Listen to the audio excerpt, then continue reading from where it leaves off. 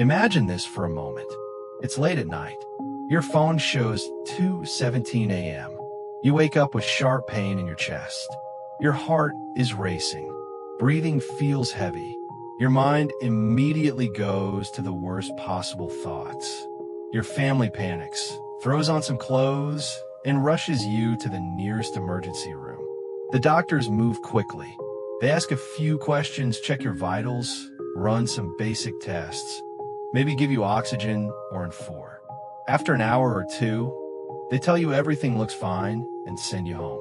You feel relieved. You think the worst part is over. But the real shock doesn't happen in the hospital. It happens days or even weeks later when a thick envelope arrives in your mailbox. You open it, look at the numbers, and suddenly your relief turns into fear. $3,000, $5,000, sometimes $10,000 or more, all for one emergency room visit. This is not a rare case. This is the everyday reality of healthcare in the United States. In the US, emergency room costs are not fixed or standardized. There is no single price list that applies everywhere. The cost depends on many factors. It depends on how serious your condition was considered. It depends on which hospital you went to. It depends on the state you live in. And above all, it depends on whether you have health insurance and what kind of insurance plan you have. Two people can walk into two different hospitals with the same symptoms and walk out with bills that are thousands of dollars apart. Even for minor problems, the cost can be shocking. Something like a bad headache, stomach pain, a high fever, or mild dehydration can still result in an ER bill between $1,200 and $2,500. Many people go to the ER thinking it will be quick and simple, only to later realize that quick and simple in American healthcare does not mean cheap. When the situation is more serious, the numbers climb fast. Chest pain, shortness of breath, car accidents, broken bones, deep cuts, or severe infections can easily lead to bills of $5,000, $10,000, or even $15,000. And that's without surgery. If surgery or extended monitoring is involved, the cost can explode even further. One of the biggest reasons ER bills are so high is something most people don't even know about until they see it on their bill. It's called the facility fee. This is a charge just for being treated in the emergency room. In many hospitals, this fee alone starts at around $1,000, sometimes more. It doesn't matter if you were there for 20 minutes or 4 hours. The moment you are registered as an ER patient, this fee applies.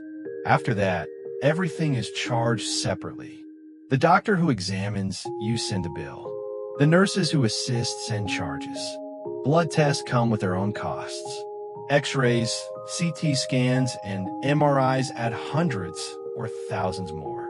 For fluids, injections, medications, even simple items like bandages or saline can appear as separate line items on your bill.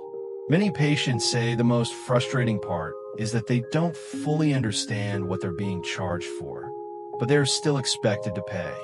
Now let's talk about insurance, because this is where many people get confused. A lot of Americans believe that having health insurance means ER visits will be affordable. The truth is, insurance helps, but it does not eliminate the cost.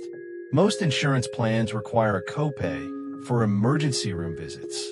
This copay usually ranges from $200 to $500, sometimes even more.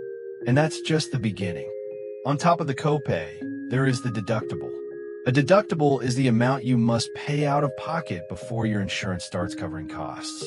If your deductible is, let's say, $3,000 and you haven't met it yet, you could be responsible for most or all of the ER bill yourself. For many families, this comes as a huge surprise. Another major issue is insurance networks. Even if you go to a hospital that is in your insurance network, the doctor who treats you might not be. This is very common in emergency rooms. You could receive care from an out-of-network doctor without even knowing it. When that happens, you may receive a separate, much higher bill later. Although laws have improved in recent years, surprise billing still happens, and it still causes stress and confusion. Now imagine what happens if you don't have insurance at all. Hospitals are legally required to treat you in an emergency, regardless of your ability to pay. But after the treatment, you receive the full bill with no insurance discounts. These bills can be overwhelming. Some hospitals offer financial assistance programs or payment plans, but not everyone qualifies, and applying for help can take time and energy that many people simply don't have. This is one of the main reasons medical debt is such a huge problem in the United States. Millions of Americans owe money because of medical bills, and emergency room visits are one of the biggest contributors. Some people end up using credit cards. Others take personal loans. Some are forced to choose between paying medical bills and paying rent, utilities, or buying groceries. There are also people who avoid the emergency room altogether because they are afraid of the cost. They try to wait it out. They hope the pain will go away.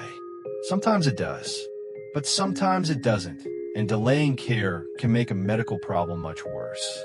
This fear of cost can turn a treatable condition into a life-threatening one. It's important to understand that not every medical problem requires an emergency room visit. For non-life-threatening issues, urgent care clinics are often a much better option. They're usually faster, easier, and far cheaper than ERs. An urgent care visit might cost a few $100s instead of thousands. But in true emergencies, when your life or long-term health is at risk, the emergency room is the right place to go, no matter the price. This is why health insurance plays such a critical role in life in the United States. It's not just about routine checkups or prescriptions. It's about protecting yourself from financial disaster. One unexpected emergency can undo years of savings in a single night. People who understand this and prepare ahead of time are in a much stronger position when something goes wrong. If you live in the US or are planning to move there, you need to be aware of this reality. Emergency care in America can save your life, but it can also change your financial future. Understanding how the system works gives you at least some control in an otherwise stressful situation. Now I want to hear from you. Did you already know how expensive an ER visit in the USA can be? Or have you, a friend, or a family member ever received a shocking hospital bill? Share your experience in the comments below, because your story might help someone else. If you found this video helpful and eye-opening, please give it a like, subscribe to the channel, and turn on the notification bell so you don't miss future videos where we break down real-life costs and hidden truths about living in the United States. Thank you for watching, and I'll see you in the next video.